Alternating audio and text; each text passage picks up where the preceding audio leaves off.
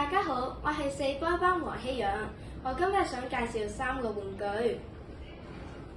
呢個扭計骰係我爸爸喺我6歲生日嘅時候買俾我嘅。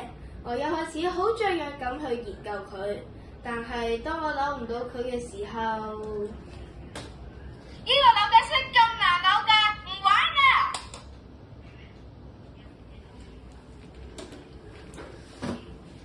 呢個飛船係我爸爸喺我嘅7歲生日買俾我嘅。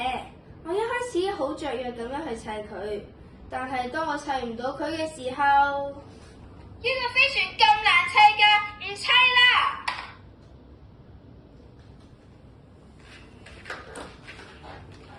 呢副象棋係我爸爸喺我嘅8歲生日嘅時候買俾我嘅。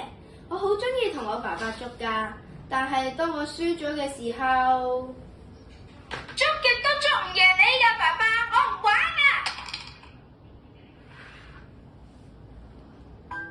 而家就讓我分享一下我同埋象棋嘅小故事啦。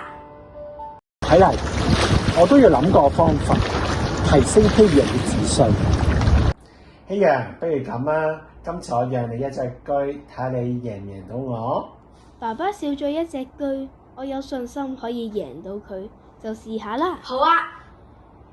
A little longer than a few minutes later. 將軍，好嘢，我贏咗啦！就係咁樣，爸爸又讓我一隻車變成一隻炮、一隻馬，並從中教咗我好多嘅策略同埋技巧。我嘅技術都因此提升咗好多，變得非常之有信心。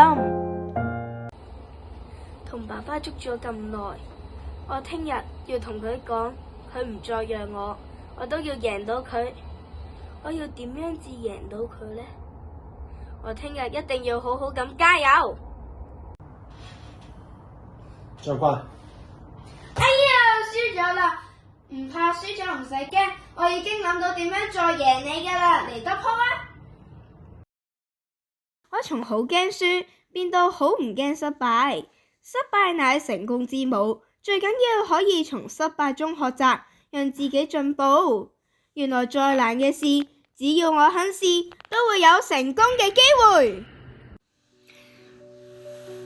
真係好多謝依副象棋同埋爸爸，先可以讓我有咁樣嘅進步。我今日嘅分享到呢度，多謝大家細心聆聽。